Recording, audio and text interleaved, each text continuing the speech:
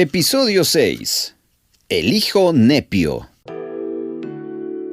En 10 minutos puedes borrar fotos de tu celular, contestar 10 correos electrónicos, devolver un par de llamadas, revisar tu agenda, hacer tu cama, tomarte una ducha. O puedes aprovechar ese tiempo para aprender un principio bíblico y crecer en tu fe para ser parte de los Discípulos de 10. Discípulos de 10. Regálate 10 minutos y aprende a ser un discípulo de 10. Discípulos de 10. La madurez espiritual nos lleva a tener procesos. Y el primer paso que tenemos que experimentar es aprender a ser hijos nepios. No necios, nepios. ¿Qué significa ser un hijo nepio? Es un hijo inmaduro, infantil en su manera de hablar y actuar. En lo natural, en aquellos tiempos antiguos, nepio era el niño de 0 a 2 años. Es la edad donde el niño no habla bien, está aprendiendo a caminar, se lleva todo a la boca, no sabe diferenciar entre lo que es bueno y lo que es malo y hace cosas sin sentido. En fin, todo se le da en la boca. ¿Cuáles son entonces las características de un hijo nepio ya en el área espiritual? Ponga atención. Un genuino discípulo está comprometido con Jesús. Discípulos de 10. Número 1. Es movido y agitado emocionalmente por las circunstancias.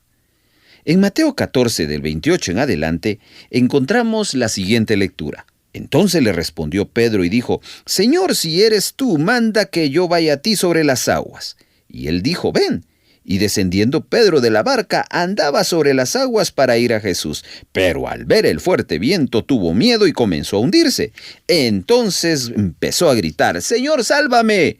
Al momento Jesús extendió la mano, lo sostuvo y le dijo: Hombre de poca fe, ¿por qué dudaste? En este caso, vemos un ejemplo de un hijo nepio, un discípulo llamado Pedro que fue movido por el fuerte viento. En vez de continuar con sus ojos puestos en Jesús, los puso en las circunstancias. Un genuino discípulo tiene un amor extraordinario a las personas. Discípulos de 10. La segunda característica de un hijo nepio es alguien que no tiene resistencia, alguien que carece de fuerza o fortaleza espiritual, es decir, no tiene un fundamento sólido. En Lucas capítulo número 10 del verso 38 en adelante, leemos la siguiente historia. Aconteció que yendo de camino entró en una aldea y una mujer llamada Marta lo recibió en su casa. Esta tenía una hermana que se llamaba María, la cual sentándose a los pies de Jesús oía su palabra. Marta, en cambio, se preocupaba con muchos quehaceres y acercándose le dijo: Señor, ¿no te da cuidado que mi hermana me deje servir sola? Dile pues que me ayude. Respondiendo Jesús le dijo: Marta, Marta, afanada y turbada estás con muchas cosas, pero solo una cosa es necesaria, y María ha escogido la buena parte, la cual no le será quitada. En el verso 40 nos enfatiza que María está moviéndose en círculos.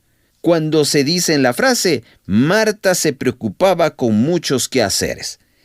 Esa palabra preocupada significa arrastrarse dando vueltas en círculos. Y esa es la condición de una persona que está afanada, turbada y ansiosa. Y todo esto ocurre como resultado de no confiar en Dios.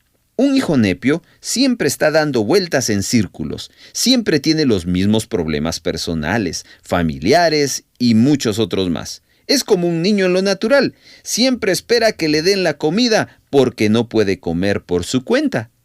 Un genuino discípulo desarrolla un corazón de siervo. Discípulos de 10. Característica 3 es que el hijo nepio es un niño en Cristo y se ofende fácilmente. Una persona inmadura es susceptible a todo. Por ejemplo, se ofende porque escuchó un mensaje que el pastor compartió. Se ofende porque no lo llaman. Se ofenden cuando no lo toman en cuenta. Se ofenden porque se le habla de ciertos temas que no le parecen.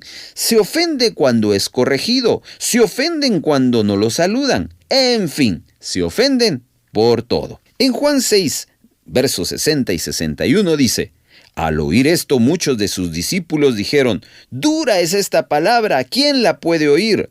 Sabiendo Jesús en sí mismo que sus discípulos murmuraban de esto, les dijo: ¿Esto os escandaliza? Jesús comenzaba a hablar acerca de aquellos que lo buscaban por los panes y los peces y no por lo que Él es. Después comienza a hablar de que Él es el pan de vida. Por lo tanto, debíamos comer su carne y beber su sangre. Debíamos negarnos a nosotros mismos, tomar nuestra cruz cada día y seguirlo a Él, teniendo en cuenta que todo tenía un precio. ¿Qué sucedió después de esto? Dice la Escritura que desde entonces muchos de sus discípulos volvieron atrás y ya no caminaban con Él. Dijo entonces Jesús a los 12: ¿Queréis acaso iros también vosotros? Le respondió Simón Pedro: Señor, ¿a quién iremos? Tú tienes palabras de vida eterna. Así encontramos a muchos creyentes que se van de iglesia en iglesia porque se sienten ofendidos. Estas personas son inestables porque se hieren fácilmente, y esto demuestra que todavía siguen siendo nepios, es decir, que no han madurado. Por lo tanto, el desafío del maduro es ayudar a crecer al inmaduro. Gracias por escuchar Discípulos de 10. Voz Evangélica de América, Radio BEA.